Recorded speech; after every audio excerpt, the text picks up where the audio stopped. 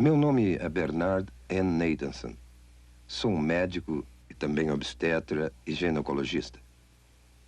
E acho que tenho alguma experiência em matéria de abortos. Bem, quando eu estudava medicina, em 1949, não havia uma ciência como a fetologia. Aprendemos que esta criança a nascer, o feto, era uma coisa no útero e que somente por uma questão de fé era ou não era um ser humano e se esse ser humano teria ou não qualquer qualidade bem pessoal. Mas essa história mudou desde 1970. Foi nessa época que a ciência da fetologia surgiu nos meios médicos. Surgiu pela mera apresentação de grandes e novas tecnologias, como a imagem ultrassônica, o monitor eletrônico do coração fetal, fetologia, histeroscopia, teste imunológico e uma série de outras novas tecnologias que hoje constituem, de fato, o corpo da ciência da fetologia. A imagem ultrassônica, que é a imagem do feto em movimento, tornou-se acessível à nossa clínica a partir de 1976. A sala para exames ultrassônicos consiste de uma convencional mesa de exame e do aparelhamento de ultrassom. Essa máquina que vemos aqui. A mulher grávida é colocada na mesa para o exame. O abdômen é devidamente coberto. A ponta do instrumento é colocada sobre o útero. O aparelhamento consiste basicamente de um cristal que emite ondas de som em alta frequência. E um outro aparelho que capta o eco dessas ondas. O eco é então registrado num computador que o transforma em uma série de imagens da criança nascer. E a criança pode ser observada por uma análise linear, que é útil para a gravidez adiantada, ou por uma de setor, que é mais precisa para delinear a criança na fase inicial, como esse caso. A imagem reconstruída pelos moldes do eco é capaz de ser de uma absoluta clareza e é tão detalhada nesse instrumento que as válvulas do coração são observadas abrindo e fechando com as contrações do coração. Mães e pais, pela primeira vez, têm podido ver suas crianças antes do nascimento, com essa espetacular tecnologia. Essas tecnologias, esses aparelhos e máquinas que usamos diariamente têm nos convencido que, sem dúvida, essa criança a nascer é também outro ser humano, outro membro da humanidade, sem distinção, de maneira alguma, a qualquer um de nós.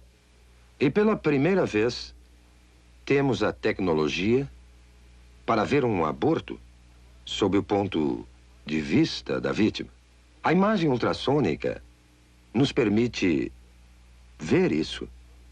E assim, pela primeira vez, vamos observar como uma criança vai sendo torturada, desmembrada, desarticulada, esmagada e destruída pelos insensíveis instrumentos de aço do aborteiro.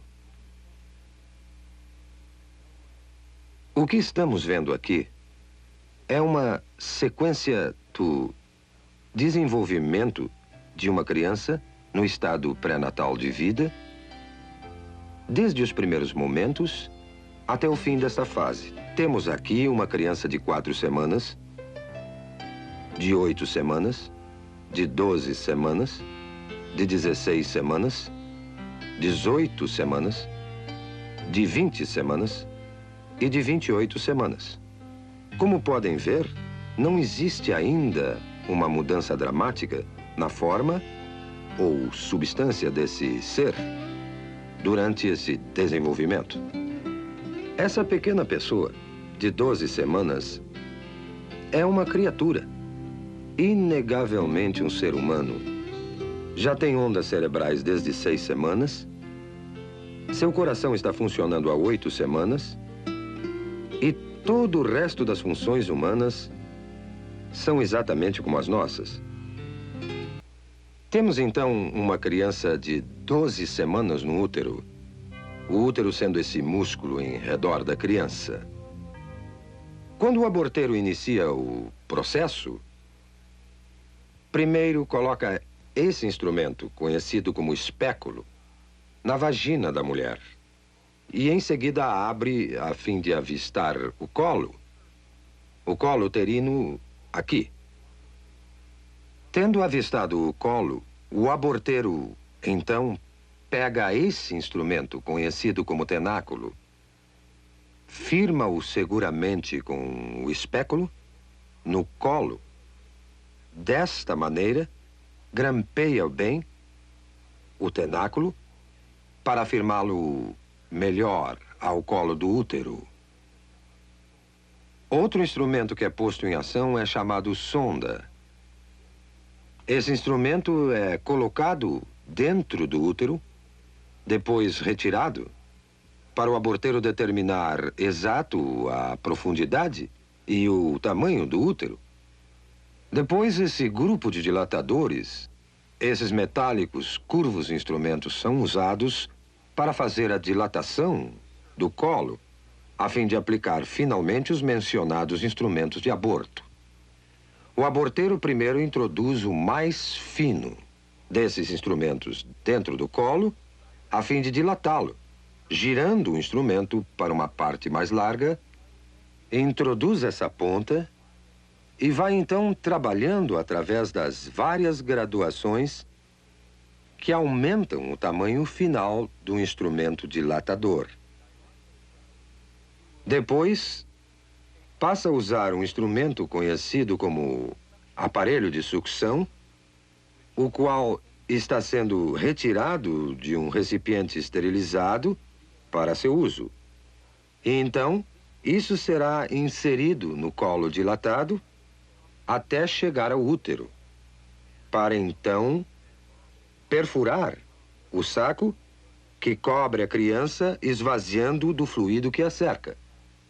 O instrumento é posto em direto contato com a criança numa pressão aproximada a 55 milímetros de mercúrio, aplicada na ponta desse instrumento, que está ligada a um longo tubo grosso de sucção e à instrumentação abortiva, que é o aparelhamento do outro lado. A ponta de sucção começará a destruição da criança. Pedaços do corpo são separados, um por um, até ficar somente fragmentos do corpo e a cabeça. A cabeça é grande demais para passar pela tubulação. Para isso é necessária a aplicação de outro instrumento, chamado pinça de pólipo, dentro do útero, através do colo já dilatado.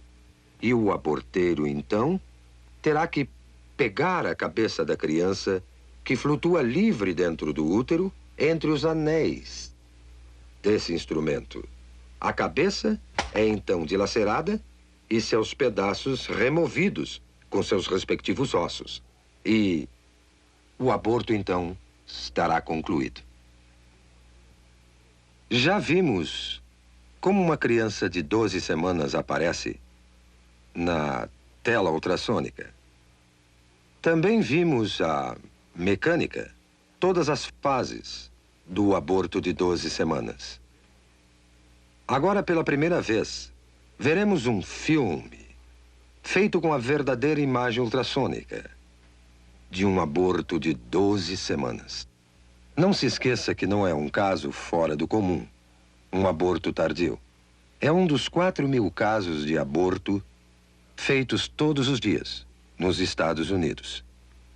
Esse filme foi feito numa clínica de abortos. O médico que realizou o aborto foi um jovem que trabalhava em 2 diferentes clínicas de aborto ao mesmo tempo. Ele já havia feito mais de 10.000 abortos na sua vida. Quando lhe pediram para assistir uma exibição deste filme, ele ficou tão chocado do que ele fazia que saiu da sala por um momento. Voltou para ver o final, mas nunca mais fez outro aborto. A moça que manobrou a verdadeira câmera ultrassônica era uma feminista e a favor do aborto. Mas ela também ficou tão chocada pelo que viu nesta sessão de cinema que nunca mais quis discutir o assunto aborto. Vemos o coração batendo no peito da criança. Suas batidas são de 140 por minuto aproximadamente.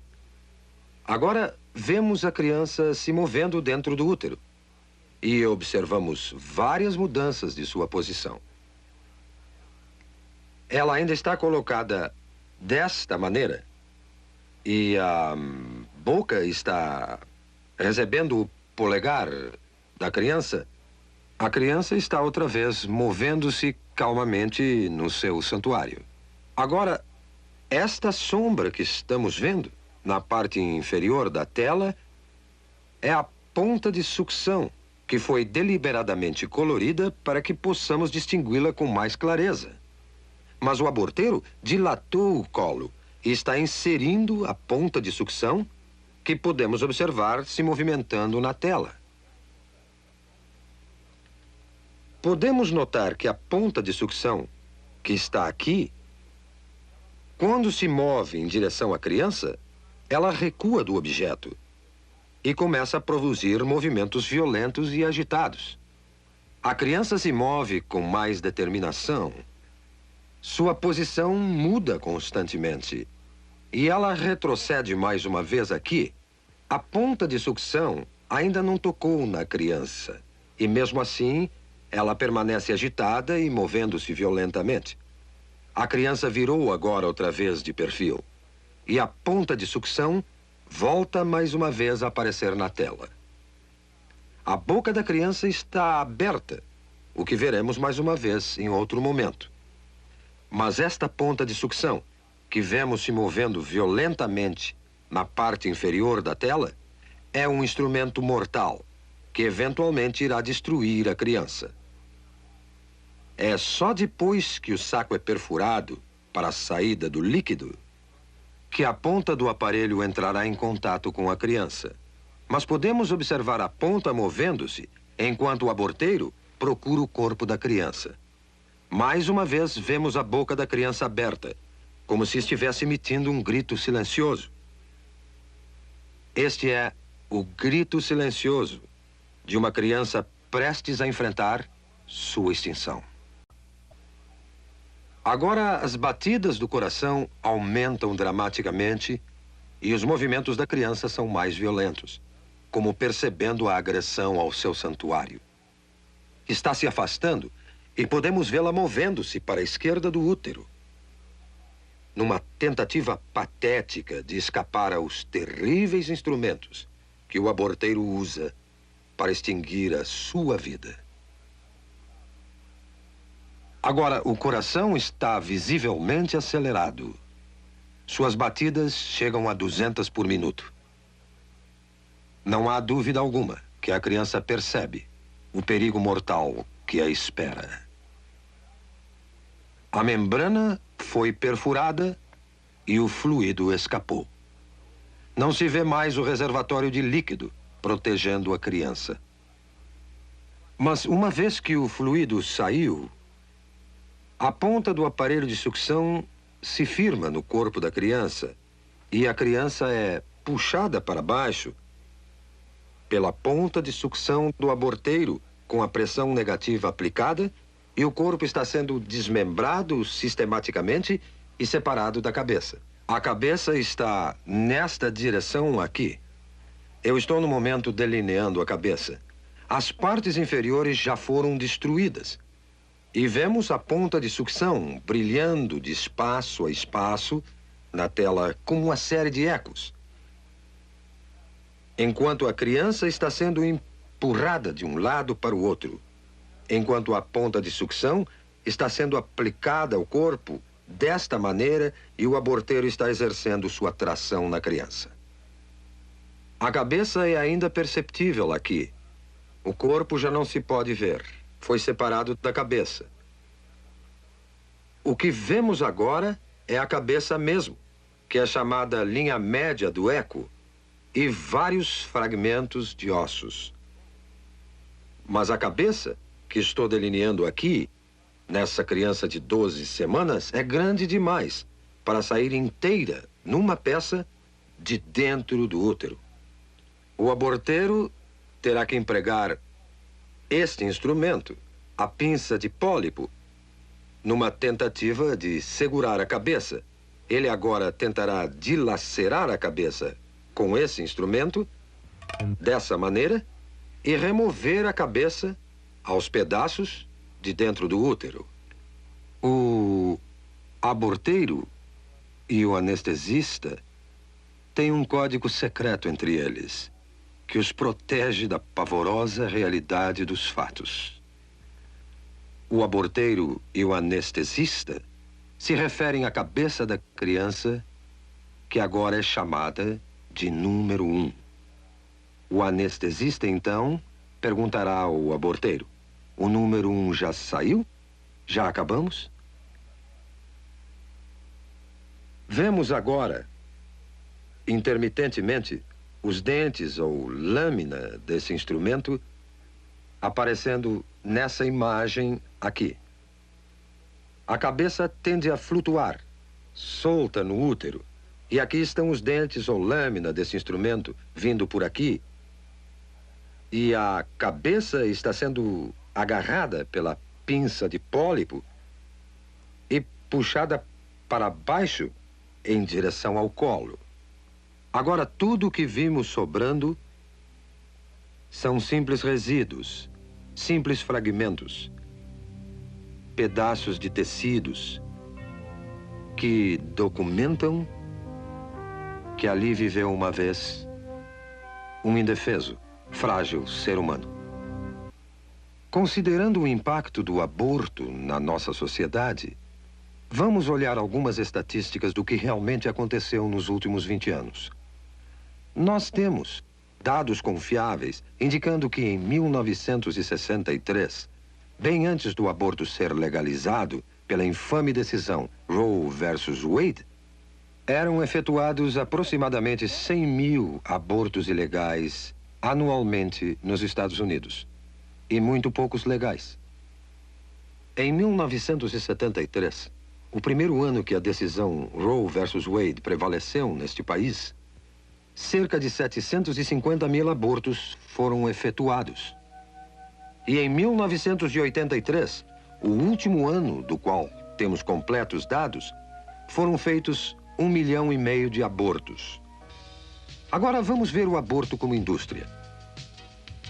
No ano passado, foram efetuados 1,5 milhão de abortos nesse país. E o custo médio de um aborto é de 300 a 400 dólares por operação. Isso criou uma indústria nesse país de uns 5 a 6 milhões de dólares por ano, colocando-o na lista das 500 maiores indústrias do mundo. 90% de todo esse dinheiro vai para o bolso dos médicos e o que sobra no bolso dos empresários que dirigem as clínicas. Tivemos investigações recentes sobre essas clínicas, que se ramificaram no país como cadeias de restaurantes. Sabemos que várias dessas cadeias se encontram na Califórnia, pelo sudoeste e vão até o sudeste dos Estados Unidos. E há alguma evidência agora que cada vez mais essas clínicas estão caindo nas mãos do crime sindicalizado nos Estados Unidos. E que esse dinheiro dinheiro do aborto é manchado não só pelo sangue das inocentes vítimas do aborto, como também pelas mãos sujas do crime sindicalizado nos Estados Unidos. Quando discutimos o aborto, temos que entender que a criança por nascer não é a única vítima. As mulheres são vítimas também, tanto como as crianças o são. Não foi dito às mulheres a verdadeira natureza da criança por nascer. Não lhes foi mostrado os fatos reais sobre o que o aborto realmente é. As mulheres, em grande número, centenas, milhares, dezenas de milhares, têm tido seus úteros perfurados, infectados, ou sofreram destruição total de seus órgãos reprodutores como resultado de uma operação da qual não possuem um conhecimento verdadeiro. Este filme e outros filmes que virão devem fazer parte da informação geral para o consentimento de qualquer mulher antes de se submeter a um processo desta natureza. Eu acuso a Liga Nacional do Direito ao Aborto.